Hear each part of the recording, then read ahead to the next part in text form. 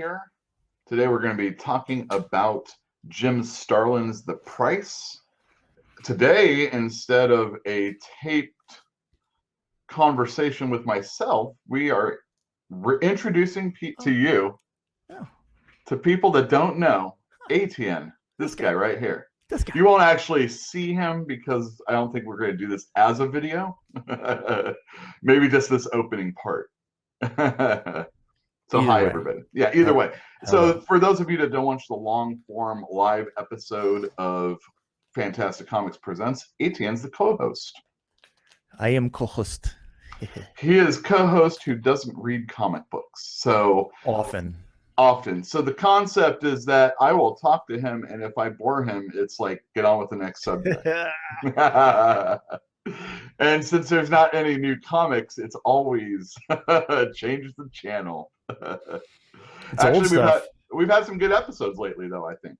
Yeah. But I mean, Star Wars is comic books too, right? Sure thing. I mean, we're going to try and not spread out and just have anything pop culture. I'll show you mine if you show me yours. Oh, yeah, sure. Okay. Ooh, that's an old school classic, The Price. And I've got the Dreadstar Annual, The Price. Magazine size. Mine is comic book size, but it's in color. Aw, yours, buddy. Mine's in black and white, which is always superior. Let me ask you a question. What's your last page look like? Does it have, how do you say his name, by the way? Starlin? No. I don't know. Sajizzi? What? How do you say his name? Oh, hold on. The character in the gosh dang butt. Yeah. I thought you were talking about the guy who made the book. Okay, so that's my last page too. I wasn't sure if these were extra pages since I've only really read it in this way. I don't know how to pronounce his name. It was so obnoxious that I didn't bother. It's SZYGY. Or SZY. Shy guy. Yeah. Shy guy. Shy guy. Shy guy. I always said Sajizzi or something like that. I think you could be forgiven for mispronouncing this kind of a name. But that's okay, because he has a surname. He does? Yeah, it's Darklock. What a... You don't like that? His parents grew up on an evil commune, right? Somewhere on a remote farming planet. Right. So Etienne has actually read this book. Oh, I read it a long time ago. A long time ago. So a guy that doesn't normally read comic books and is, for the most part, only reading sci-fi. How did this come across your path? To begin, let's talk about the fact that I did at one time read comic books, but they were never mainstream comics. They would have been ElfQuest to begin with, and then, I don't know, just some random stuff here and there, but it was almost always black and white, and it was almost always magazine sized whenever it was possible, which is why this appealed to me. And there was a store in San Antonio called Dungeon, and you'd go in there. It was on Fredericksburg Road, and it was just in a little strip mall, kind of awkward to get to. And you walk in there and it was kind of dark. They had, shutters over all of the big windows, it was like dim in there. And they had this behind the counter in a bag and board, up on the for sale. And I think it was $8. I don't remember. But like I saw it for months and months and months whenever I'd go in there. I'd be like, ooh, I don't know. It looks good. It's that cover, right? It's that weird eye and the spaceship. And I was kind of intrigued by science fiction. And eventually I bought it and I took it home and I read it. And I don't remember realizing that this is book 2. Right. I do remember thinking, I have no idea what's going on. What's the first one? Is it Metamorphosis? It's called the Metamorphosis Odyssey book 2. This is The Price. Yeah. Okay. So I assume it's the Metamorphosis Odyssey book 1. Yeah, I don't know if I've ever read that. I mean, does it exist? What is it? I'm sure it does. All right. So what company put that out? Eclipse. Oh, it was Eclipse, was it? Okay, so Eclipse was a smaller company. This is published by Epic, which is Marvel. Which is Marvel. It's a creator-owned imprint, and Gru the Wanderer was over there. Oh yeah, this was like after I think Pacific Comics and like Eclipse and some of those other companies pretty much like started dwindling out of out of existence. Well, this is 1981. That was 81. This is, let me see when this was. This is 83, so it's only a couple years later. So yeah. Marvel probably was able to buy Jim Starlin's affections and said, we want to do this imprint, and so he took it over there. And for a long time, Marvel published Dreadstar, and not too long into it, they reprinted the price. So this is Dreadstar? This is the prequel, if you will, to Dreadstar. Okay. Yeah. Okay. So, like, he's mentioned, like, you meet him at the very end here. Yeah, and he knows about his sword, and I don't. Yeah, his sword is like one of those magic swords, I guess. Yeah, and so like in Dreadstar, they're already a crew. Yeah. They're in space and they're fighting like the Lord Papal. Is Papal? I think it's Papal. Yeah. Papal. It's a pope, right? Yeah, exactly. Yep. And it's basically, so in the very beginning of this book, let me share the screen so that we'll know what we're talking about. So this is typical Jim Starlin. If there's a lot of information, he's just going to put it on a big old side of the book and just give you all of it. He fancies himself a novelist. Oh yeah, he's written a few books if I remember correctly. So let me ask you a question. How old were you when you read this? I can't honestly tell you. It's probably around 16, 17. Okay. And so I'm sorry. I'm trying to remember the year. It's tough to do that kind of stuff at this point. That would have been like 1992. All right. I don't remember when Dungeon went out of business. So it was probably earlier than that. It was probably 13 or 14. Probably in junior high or something, because it would be a parent or a friend's parent that would get us to Dungeon. Right. Because they closed before I was able to drive. I think. Bummer. So 13, 14, somewhere in there. I probably read this at like when it came out, because I remember I was collecting Dreadstar. Okay. And Dreadstar was a lot of fun, and it was emotional, and it was deep, and it had a lot of concepts that weren't in your mainstream comic books. But this, which came out, I would have been 13. This is a lot deeper than those books. Like this is a thoughtful, well thought out book, don't you agree? I think it's well thought out. I don't know how well written it is. Well, I mean, all right, so are you comparing it to like a novel, or are you comparing it to a comic book? No, I'm just looking at it from story. Well, all right, so the thing about the story is that it's a lot of conversation, and it's a lot of I don't know, like introspection, I guess, also. Your favorite thing is all that internal monologue, and there's a lot of that in the beginning, and it's real off-putting when it's his brother.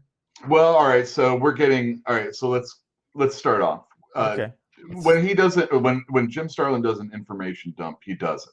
He doesn't screw around. There it is, in tiny little print. So get your magnifying glass. Yeah. Well, it was better when in magazine, obviously. Not much. You had a lot more room. It's still real. I had to get in close. You know what I mean? And my vision's good. So I'm gonna just like really simply put it. In 1980, we like screwed everything up on Earth, and we went out into space, basically, or I should say humanity went out in space and still dominated as we do. Or they were already out there? Exactly. But the life that we know in 1980 is not the way it is. No. Like everything's gone to hell. Yeah, exactly. So the humanity is out in space, and there is like this war between this monarchy and the instrumentality. And that's it. And there's just a war, and it's been going on for like 200 years. Long time. A long time. And they wear really, really ridiculous pants in the future. Oh, they do. I mean, look at these things. I mean, this is like straight out of Star Wars. Going right back to Star Wars. This guy had some Luke Skywalker pants, if I haven't seen any. So this is the main character's brother that we're watching in the very beginning, and he is being spied upon by a demon, and this whole concept that's going on through the story right now. These is like this guy thinking about how the monster under the bed isn't real, Yeah. and it ultimately is. Which is a Because shame, you know? It's a shame. it's a So shame that the monsters are real.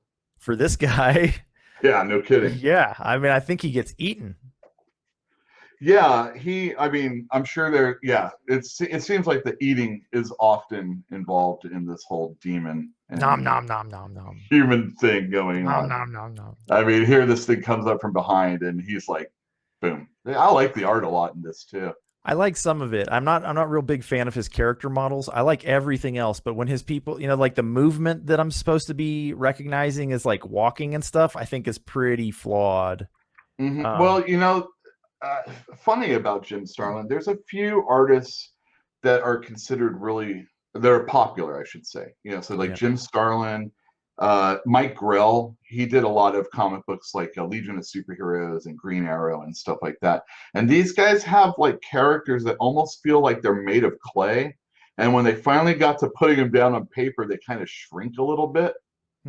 I don't know if I don't know what that's really called or anything. It's just like the purport. Like at first, it feels like God darn, this is some really super stellar artwork, and then you start going in, and you're like, oh, these things aren't quite the way I originally saw it.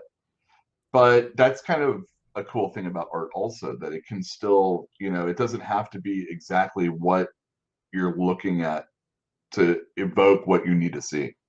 Go back 2 images or 1 image. It kind of looks like he's being drawn from memory, and it's not a great memory as far as like actually the way the human body moves around. Yeah, it almost looks like, when a video game isn't rendered properly. Yeah. Like it's kind of like, oh, this doesn't look like it's really, they like the character's actually scrolling around on ground. Yeah, it looks like dance moves, to be completely honest. Well, real awkward dance moves, Yeah, well, here's this guy in like a leotard and everything. True, touche. I mean, everything evokes like a dancer, but you're right. I'm sure even in this doorway bit right here, there's some proportion that's like off on that. But that's my not being an artist to know that also. Sure, I don't mind the proportion. I don't mind that. It's whatever. It's fine. Like it didn't bother me, but I did notice it. Right. So this guy is attacked and killed, eaten, and then we're introduced to our hero of the story, the guy whose name we have a hard time pronouncing. Shy Guy. I'm gonna call him Shy Guy. All right, Shy Guy. Bishop Darklock. Bishop Darklock. Like, right, yeah, he's like he's a big deal in the whole church, in the situation. papacy, right? He's like papacy. Yeah, he's a rising star. He's a threat to the big man. That's right. What are they? They're the monarchy, right? They've got to be. They have to. So they're not the instrumentality. They're against the instrumentality. Yeah, they've been at war. All that good stuff. Yep. Right. Very handsome as well. He's got that Will Riker beard going on. Oh yeah, he predates Will Riker. Come on, I think they might have modeled Will Riker off of this guy, Shy Guy. Yeah, Shy Guy looks good, man. He's Shy Guy. I like that they're calling him Shy Guy. Anyway, the main character. The rest of this book is 3 characters for the most part. We've got Shy Guy Darklock, we've got Sister Marion, and then we've got the Papal. Okay, so where do you know the term Sister Marion from? Is she the artist, or the one that does the art? What? Oh no, that's not Sister Marion. I'm thinking Sister Miriam. I think from Sister Mary. I think her name is. No, I'm thinking of Robin Hood, man. Oh, Maid Marian. Maid Marian. Oh, is this Maid Marian finally? Nah, it's probably nothing. Go? Nah, it's just me like making an association. I like it anyway. Anyway, we're finding out here that Shy Guy, he finds out that his brother has been killed. He's going to have to go and deal with his affairs. Because revenge is on the plate. Yeah, revenge is on the plate, but here we have the the Lord Papal. Yeah, look at that Telling collar. him, yeah, I know he's cool looking. I love the strong brow and Yeah, cool no nose. Basically, he the looks like a lack of badass. nose. Yeah, he's cool looking. I always thought. Probably got a lot of big teeth behind that. Oh yeah, Set he of has lips. big fists. Oh man, it doesn't take long. Finally, in Dreadstar, where him and Vance Dreadstar go mano y mano. It's pretty cool. Doesn't he look like a bad guy to you?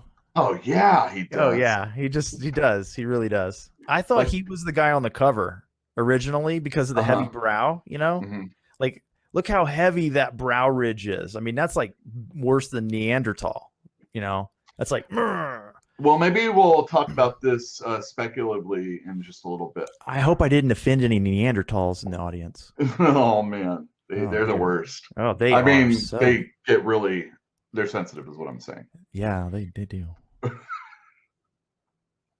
All right, so the Lord Papal is letting Shy Guy know that he is under no circumstance allowed to seek revenge. Yeah. Don't go murdering people just because Exactly. you're angry. And then, in typical fashion of this book, they have a long conversation to explain fully. It's like there's, I think this is the great setup right here. It has to unfold in conversation before it's understood exactly what is not allowed to happen. So let me get this clear. And it's important because later on, when dealing with darker forces than even the Lord Papal, it's that conversation that's going to lead to events that occur. So this is going to inform us later, but I didn't understand it right now. Right. Yeah, you're not supposed to, I don't think. Well, we know there's tentacles out there of demons that killed this guy's brother. Did you And know it was demons? Like straight away when you saw that, did you think it was demons? Did you think did you know that this was going to go like metaphysical? No, I don't think I knew it was going to go metaphysical. It's definitely otherworldly. There's that Yeah. Sorry, hold on. I'm trying to remember back. Like I saw the tentacles, but I think the first thing that we saw about the guy that was approaching the brother and following the brother, we saw that little horned devil silhouette with the sparkles. Yes. It's on the bottom of some page. Yeah. I don't know. Mm-hmm. So there's that, which suggested, horns and then you've got the collar on this guy who's the high papal or whatever. And so, you got religion in there. And so I don't know. They connect. They definitely connect. Mm-hmm. It connected with me when I was young too, because I was raised in a religious household. Oh, so was I. Oh yeah, so this really, really it hit home in a lot of ways because it was familiar, right? Yeah. You're seeing familiar things, Yeah, so you're like, oh, this is an interesting look at this and that, and maybe nuns used to have a different purpose. Maybe. Let's see what we got here. Oh yeah, so we have Lord Papal talking to one of his underlings, and again, it's just kind of the conversation about how he knows that Shy Guy is going to go and do exactly what he told him not to do, but he's going to let it happen anyway. Because, like he could stop it. Yeah, he can't stop it, and he's going to let this thing play out anyway. The thing about Shy Guy and Lord Papal is Shy Guy is pretty much second in line. So if anything were to happen, he would take place. He'd take the Lord Papal's place. Well, the Lord views him as a threat and a rival. Right, exactly. He knows that his power is sufficient that he could become a threat in the future. And so he's hoping to set this guy up on a path for failure.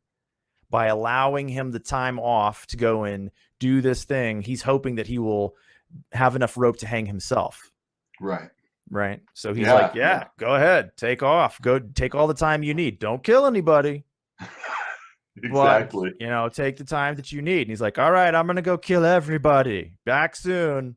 And while you do that, take Sister Marion with you also. Inseparable. And here we have yet another conversation about what's going to take place. Yeah. And what's going to take place is that this guy is going to go and do some magic and try and figure out how his brother died. So wait a minute. Yes. Aren't there spaceships on the cover of this magazine? There are, yes. It seems like that's a spaceship to me. Like, see it there flying in front of that planet? But he's summoning demons and Well, like yeah, he will magic? be, yes. Yeah. So what kind of book is this? This is a comic that obviously came from the 70s. This is like this is Jim Starlin's magnus opus. This is going to be his Star Wars, if you will. Yeah, I gotcha. I feel that way, and unlike George Lucas, the prequels came first. Well, did they? Boom. Neither one of us are aware of what the prequel actually is. Oh, well, I haven't read the first one, but I think Do you yes, own it does it? exist. No, I do not. Have you seen it? I haven't It's all thought to rumor. look for it. It's all rumor until we find it and read it. Well, you know what? Let me write this down. Yeah. Why don't you hunt this puppy down in this COVID era and see if you can't get somebody from a really sick state to send it to you? I will wait. There's no hurry on this. All right, stop the review right now. We got to get Metamorphosis book 1. I remember in all my comic books during the advertisements, it would be like you would see other companies' stuff sometimes. And I remember the advertisements for those books. So yes, I believe they do exist. I just have not thought to look for them.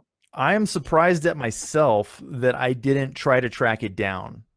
Or maybe I don't remember trying and failing to track it down. But like this book, I've only seen this book once ever. And I bought it when I saw it. Right.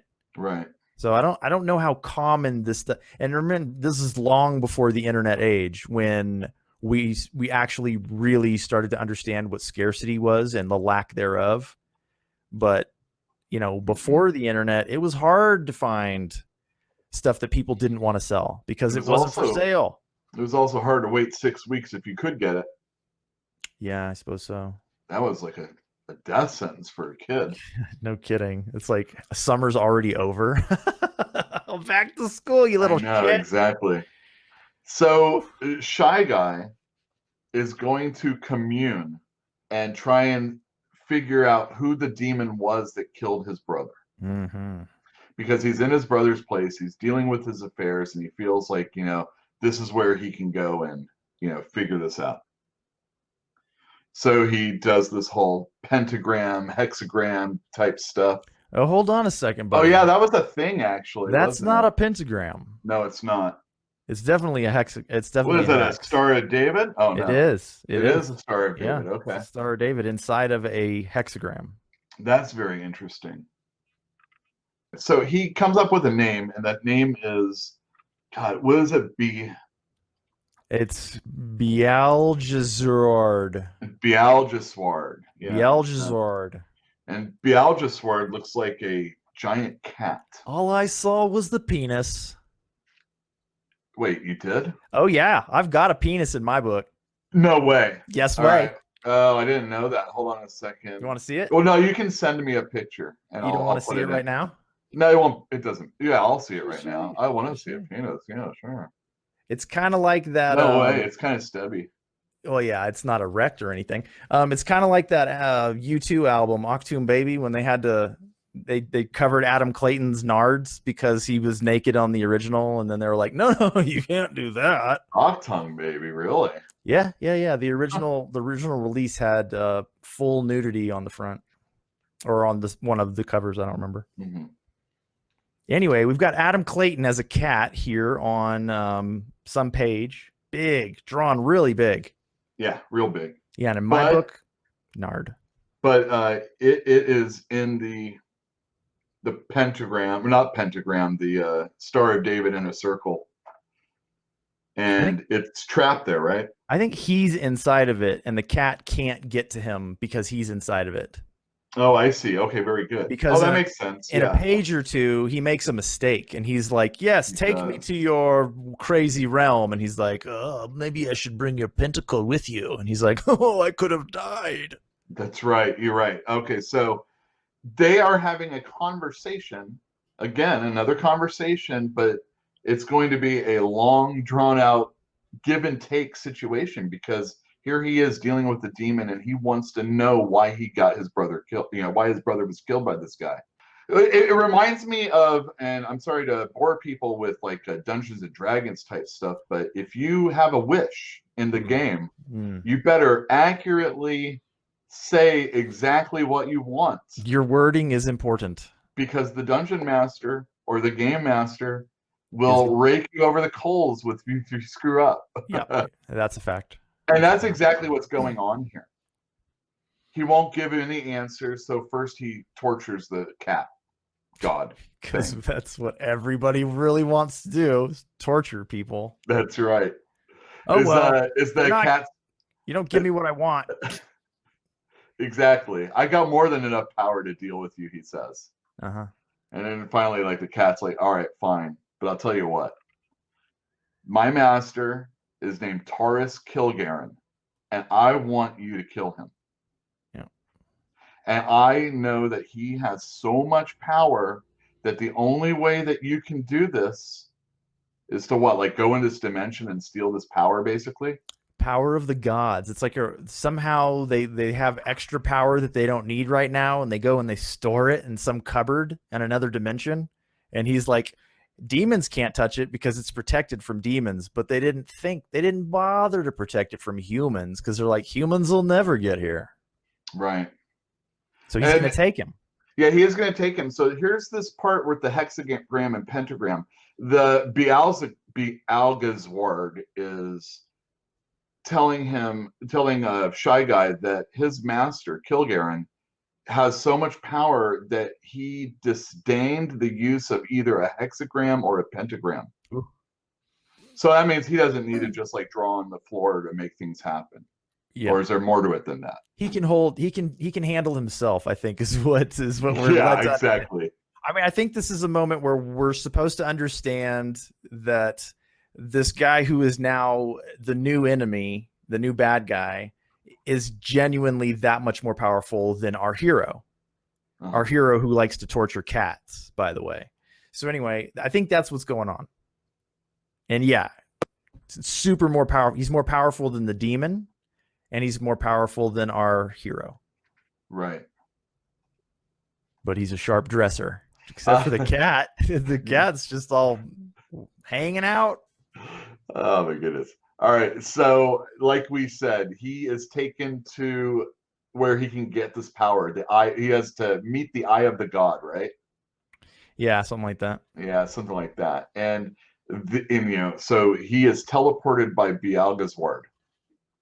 And it's right here where you said that he teleports him, and he could have done it so that he could have died, basically.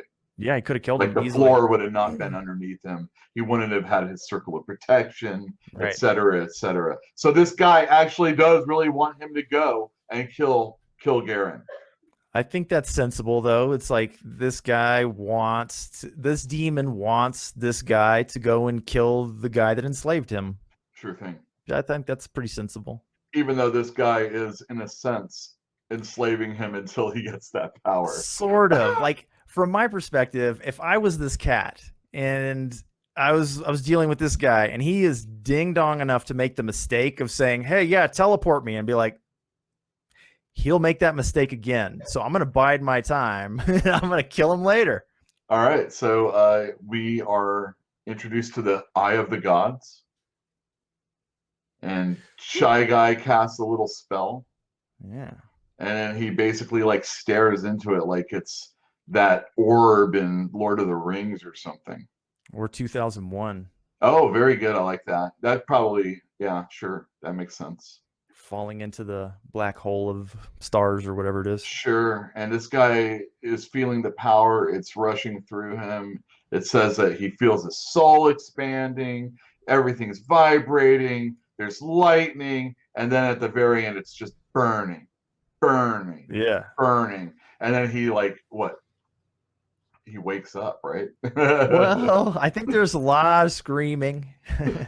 So Sister Marion is sitting outside the door where Shy Guy is casting his spell, talking Bealgazward, and staring into the eye of the gods. Yeah, he is. And she hears sounds. She hears the power.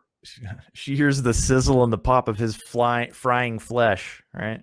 Right. She opens the door. He says the power is mine, and she sees him electrified, burning, legs and arm and face missing, Oh, he's missing parts. bleeding. Oh I yeah. mean, he's a mess. Yeah. And he's like, nothing can stop me now, nothing. And he's like on the ground, only one arm.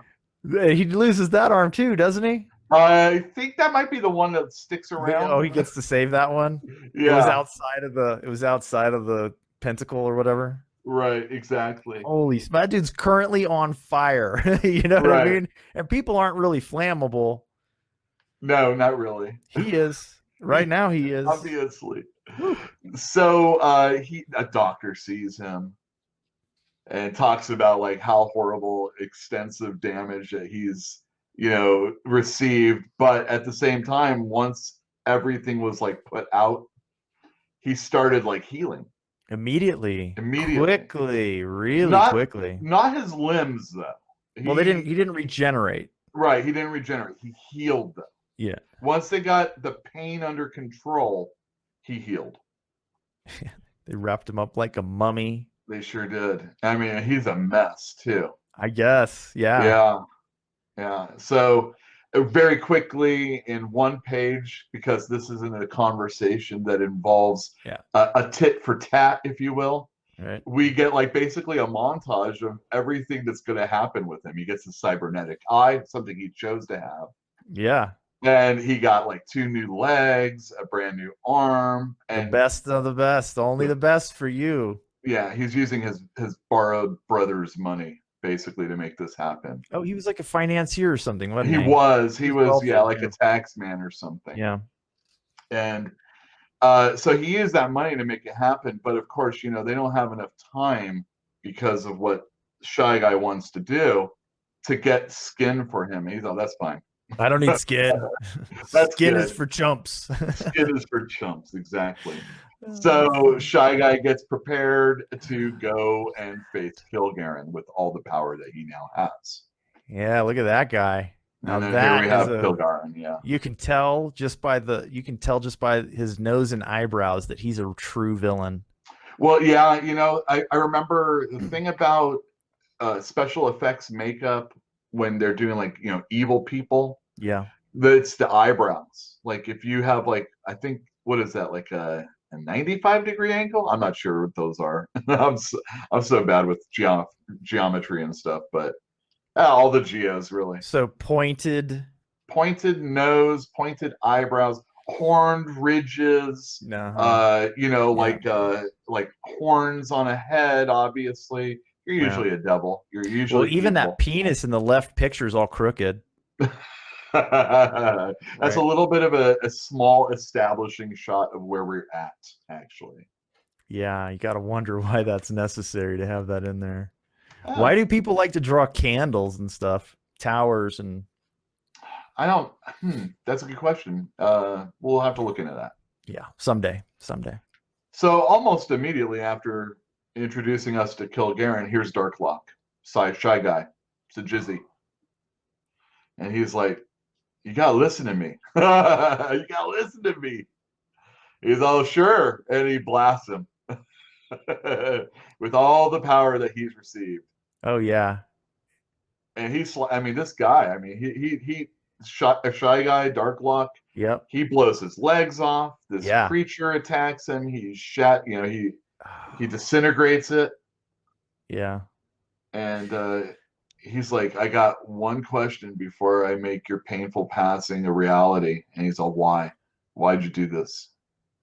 He's like, look at, and not only is he saying why to this guy, I feel as we go on a little bit longer, he is actually asking himself this question also, because that is the title of the book, The Price.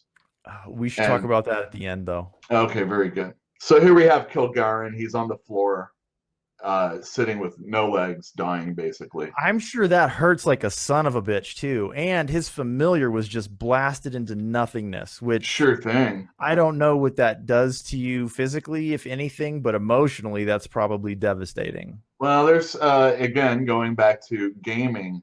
if you have a familiar, often what would happen is you would be hurt equally to what that thing that died, you know. It would certainly be a setback. Yeah, you don't want an elephant as a familiar if it's going to go dying. What do you mean 500 hit points? I'm a wizard. Yeah, this guy, like, he doesn't seem that powerful, but I guess, you know, he wasn't in reality. He didn't even try to defend himself, though. Well, he didn't, and we find out because he starts going into, you know, his history and who he is. Yeah. He talks about how he's this guy that was basically just this scholar. How did a scholar get to be as powerful as him?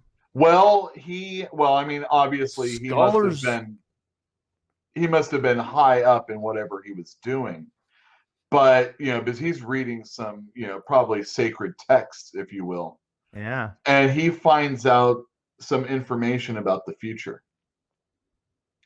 And he finds out about the instrumentality and the monarchy and the future of the world, basically, and how events have to be put in order for the for the right thing to happen to actually occur. And we're talking about the good of humanity, right? Right. Exactly. Yeah. He's talking about, you know, a higher price than, you know, he has to be willing to pay the price that he's going through right now to make something better happen in the future. Right. And it starts with this guy becoming who he is. Yeah. Controlling Beelzebub. Yeah. Killing this dude's brother. Shy Guy. Going and capturing that guy. You know, ignoring the Lord Papal. Yeah. And like all these events are seen by this guy.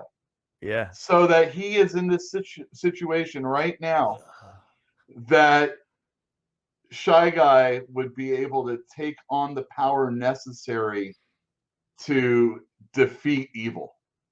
I think that's a pretty good assessment of what he's telling this guy. Maybe we should talk about the price right now. No, we can go back to it in a second. I misconstrued it. I'll just put it that way. Well, I mean, there's so much more to it because every aspect of what Shy Guy is going through is like, you know, nobody would want to do this. He didn't want to do this. You mean vendetta and go out on vengeance? Yeah, exactly. Yeah. I mean, obviously that's something he wanted to do. But when you see this guy's story unfolding, we realize he had no actual control, no choice. Yeah. Right. Right. And now, you know, so like everything is the price that he has to pay to get here. Shy Guy I'm talking about right now. Yeah. But there is one more that he has to pay. And now that he knows it, it is now a decision that he has to make. Ooh, actual choice. Actual choice. Right. Everything leading up to this point in his life was not chosen for, you know, it was chosen for him. And now he has a decision that he's going to have to make, and it's to attain more power so that he can continue what this guy saw. He has to kill, basically, Sister Marion. And Sister Marion has had an unrequited love affair with Shy Guy all this time. What do you mean by that? Well, they're in the religious order. They're not supposed to commingle. Vows of celibacy, both of them. Exactly. But they are so close to each other all the time. You would think that they'd be smarter about it, you know, in the papacy or whatever it's called. What is it called? The monarchy, I think, is what they are. Okay, so you'd think that these guys would be a little smarter, you know, like don't put these people in the same room together if neither one of them can do anything about, you know, feeling sexy feels towards each other, and then you just shove them together for life. That's unfair. That's doomed for failure. I mean, it was an immaculate conception. We don't know how. I have a pretty good idea. That's right. And yet they haven't touched each other. No. Crazy. And Shy Guy is like, what, you know, he's like, gods, what would make you think I would do that? No, nothing would make me do that. And that's where he like tells him about how you're going to need the power and you're going to have to know what's going forward. And that's why you're going to have these clear eyes in order to make it happen. Yeah. You're going to have to sacrifice. So tell me though, because I'm a little bit fuzzy on this part of the story. We're talking about humanity either kind of teetering one way or another, and it's either a really, really long shot chance that things are going to go good for humanity, or a great, huge chance that things are going to go bad. Is that right? I think that sounds right. Yes. So, I mean, in order to be motivated as a character to do something, to pay these prices, I mean, the alternative has to be terrible, right? Because we're talking about a terrible price to pay.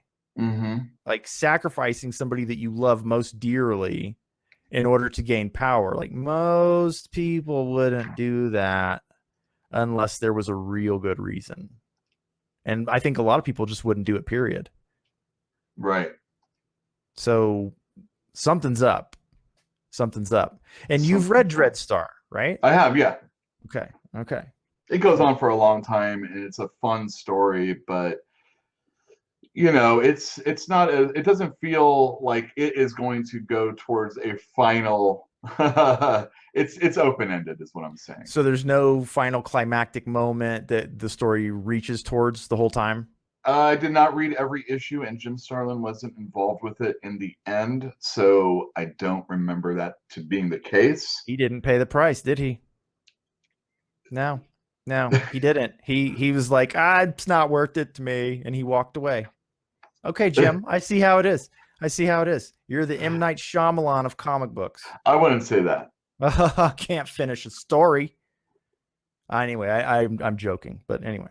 So Shy Guy looks into this orb that he's directed to go look at, and he sees the potential future. Like go look in my orb.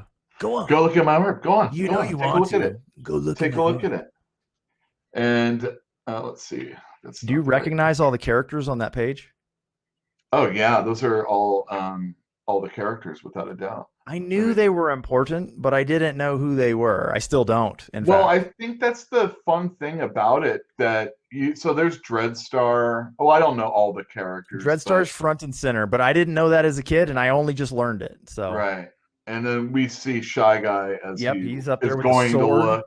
The sword's going through his head. It's awesome. It's more behind it. I know. Anyway, that sword's very important, and yeah, these are like villains and other characters that are in the book. There's the Papal. Yep. And I can't remember everybody, but yeah, those are all characters that I think are in the book at one time or another. Awesome. And yeah, I like this, how Shy Guy is like descending in his true form, like kind of like down deep into this like spiral. Like he's going through the orb and he's seeing all this stuff. It's pretty sweet. Oh, I didn't even notice that. Yeah, it's cool. That is cool. I don't know. It's just, it's cool, trippy, weird stuff. Oh, and when he's done and he comes back and he sees it, he's like, no. And Kilgaren's like, yeah, that's the way it is, man. Yeah. That's the way it is. Despite the agony of the missing limbs and he's like, sucker. Yeah. He's laughs at him. He does. Well, he's like, I wouldn't trade places with you and for all the treasures in the universe. Yeah. Like you said, he's a stump now, basically. And Shy Guy realizes, and I think here is where he realizes that he is going to have to do exactly what Kilgaren has said. Yeah. And he's like, damn you. And then he blasts him to Kingdom Come, basically. Yeah, that's really cool. And he's just bones. His first attack was powerful enough to destroy the bones. Second attack, he was like, not necessary. I don't need to waste my power on you. All right, so this is the big moment. This is like, if he hadn't made his decision yet, this is going to make his decision for him. And he goes to talk to Sister Marion. And he wants to know if she could please pretend hypothetical question here, sister.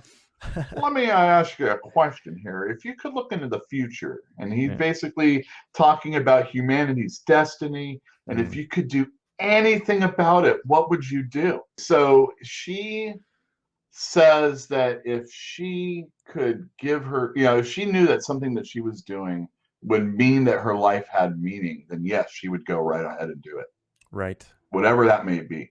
Because, living the pious life that she is, that's basically all she wants to do anyway. It's already a price, right? She's already making a huge sacrifice in order to do what she does, which Sure. is to, well, whatever it is, I don't know. She's part of this system that they have in place. And she ignores her true feelings for Mhm. Shy Guy. She has dedicated her life to this. And she, not only that, she's actually dedicated her life to Shy Guy, Dark Luck. Was that And, before or after she fell in love with him?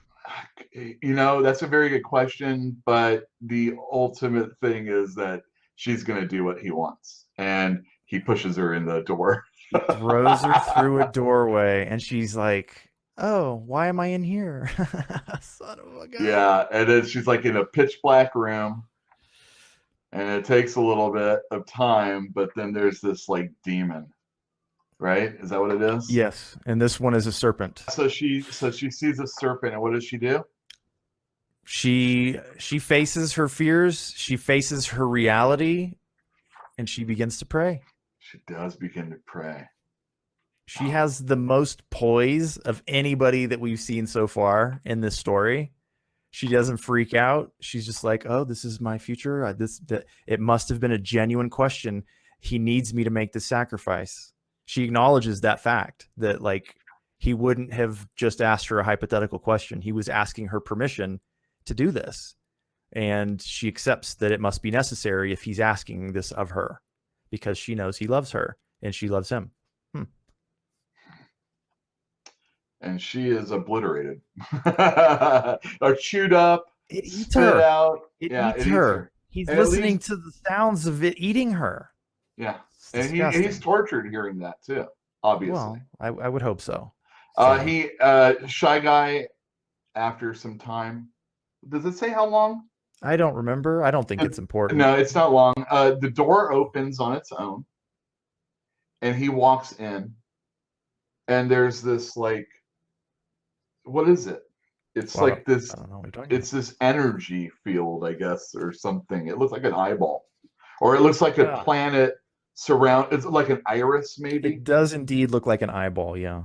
And it does indeed look like a planet. Depends on the actual frame that it's in. But the first time he sees it, it looks like a giant eye. Yeah. And he basically lets it wash over him, I guess, is what happens. Yeah. And he says that he is now indeed damned.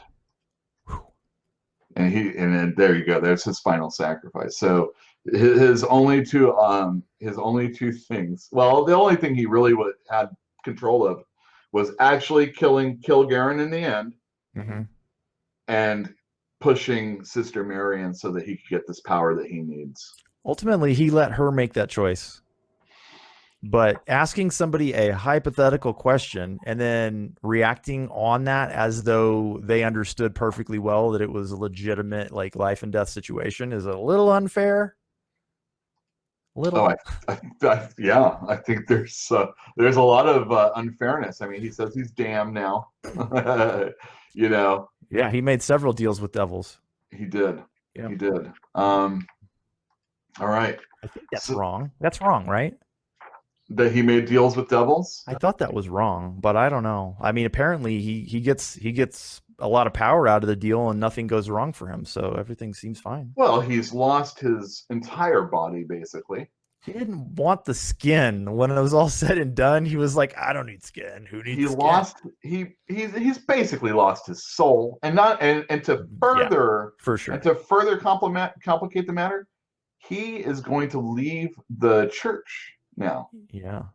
He basically puts in his resignation to the Lord Papal. He makes an excuse for why Sister Marion is dead and why he was, burnt to a crisp. Yeah, it was something like that. It was an explosion. Oh, a gas main explosion. Yeah, that's good. Yeah. And Lord Papal accepts his departure, and a Shy Guy buys that ship that you see on the cover, and he goes about his business collecting the people that are going to make the future better, brighter, if you will. Right. What's that called? There's always that beginning scene when you're gathering your crew, when it's like a heist movie and you're like, I need a guy who can crack safes with his eyes gouged out. That's right. I need a guy who can drive like a maniac. That's what he's doing. Yeah.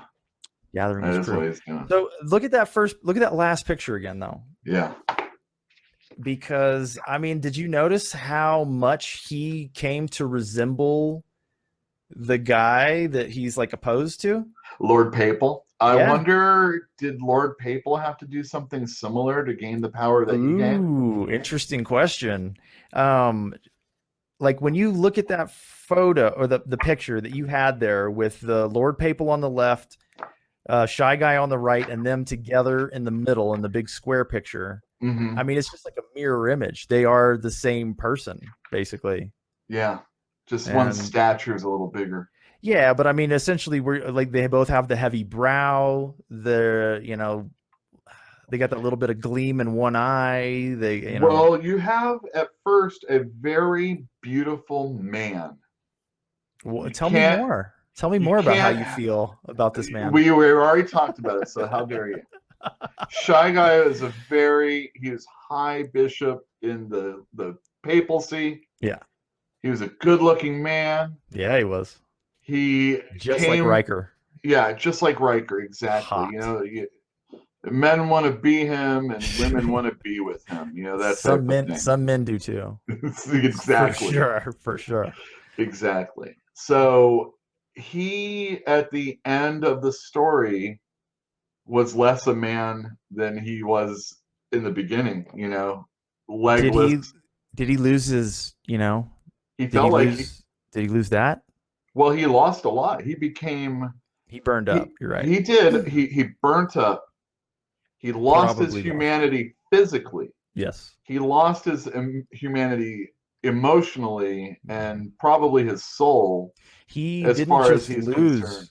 Yeah, he didn't just lose it though. He sacrificed it. He paid a price, which was to knowingly part with that part of him in order to become a power machine for the future. Yeah. In the name of goodness, though, like he's the road to hell, right? Always paved with good intentions. Exactly. But like his goal is for the betterment of humanity. But like, what price would you pay to, obtain like a glorious future for humanity? Well, he's willing to pay a huge one. A lot of people talk a good fight, but when it comes to it, they often just kind of shirk their responsibility. Talk is cheap, man. Talk is cheap. It really is. Like when it comes right down to it, that's why all of the trolls on the internet are just garbage people, because it's just cheap. It's cheap to talk. Like what we're doing right now is just talking, right? We're not. So an ethic is like based on actions. It's not based on words. Right. And he made that sacrifice. Like, so for as much magic as in this comic book, science fiction, I think it is a sci-fi comic book or magazine, depending on the way you read it. How do you rate it? Wait a minute. Can you rephrase that question? I was putting all the elements of this book, and I just really wanted just this comic book right here. Taking all the elements that make it what it is. Yeah. How do you feel about it? I feel a sci-fi book. It's not a sci-fi book. It's a fantasy book, heavily influenced by Christian religion, and the setting is science fiction ish. It's like some distant place in another world where obviously there are spaceships, but like the majority of what happened in this story is based on magic, right? Not science or science fiction. It's more fantasy. So if anything, I'd call it science fantasy.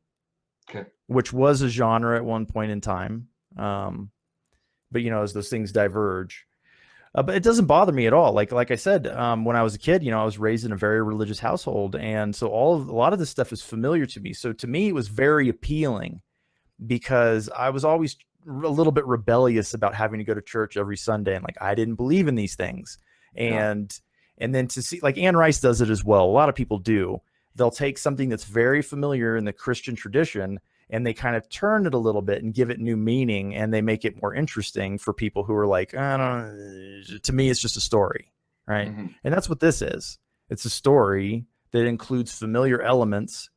And so, no, not science fiction to me at all. Right. Not all science right, fiction. cool. Did that answer your question? Yeah. But did you like it? You did like it. I did at the time. I do now. I really liked it when I was young. I mean, it was fairly pivotal. It was one of those, I don't know if pivotal is right, but like at that time I wasn't reading books.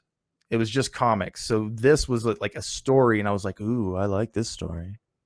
But like I said, I never went back and got number 1. Never found it if I looked for it. And I didn't read anything after this because it didn't look like this, whatever it was. You know, did they make another issue of The Price number 2? Well, no, because this is again a prequel to Dreadstar, and when Dreadstar was going, that's what, that was it. So I was just a dumb kid, right? I didn't know. Like, I wasn't hanging out with people that knew what this was. None of my friends read this or knew what it was. I was just like kind of intrigued by the cover, and then I read it and like didn't know how to find more of it. So we need more comic books like that again. I think we just need comics that tell really good stories, man.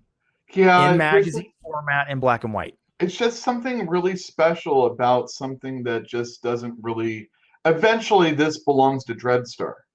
That's why this is an annual. But before that, years before that, it was just a thing.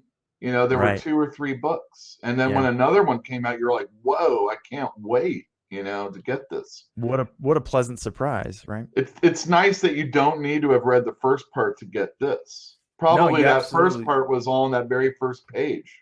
Yeah, and I was wondering, like, was it just that obscure at the time that nobody could track it down, so he had to just summarize it in one page? Not being able to count on people accessing a reprint because they didn't exist. When you read comics from the 70s and 80s, especially, 60s, 70s, 80s, you have to understand that the first 3 pages usually aren't that important. They're just backlog. Now, this is a magazine, so it's a little bit different. But this is catching you up if you've never read those other issues. Right. So even in this one, you have to think that he's at least going to tie it in so that you don't have to feel like you've lost something. Sure. So why is it a magazine? Is it just because it was popular at the time? I don't know. I don't know how it was like Eclipse. I don't know what their situation was at the time.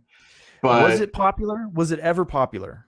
Well, magazines could never be as popular as a regular comic book, I would assume. I would assume so too. And like I've heard similar things said by like Drew Hayes when he was publishing in magazine size.